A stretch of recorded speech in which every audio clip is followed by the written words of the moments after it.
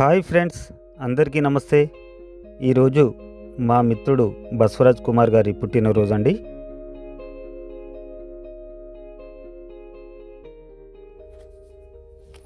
ఈ సందర్భంగా భద్రకాళి దేవస్థానము ముందు పేద ప్రజలకి అన్నము మరియు మంచినీటిని వితరణ చేయడం జరిగిందండి.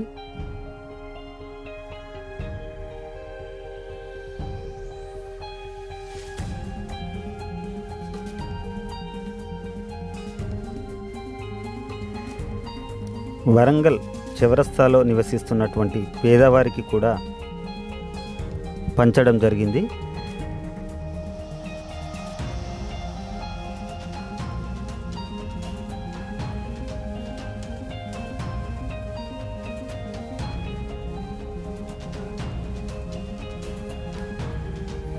అక్కడ నుండి వరంగల్ రైల్వే స్టేషన్ ముందు ఉండే పేదవారికి కూడా అన్నము మంచినీటిని వితరణ చేయడం జరిగిందండి.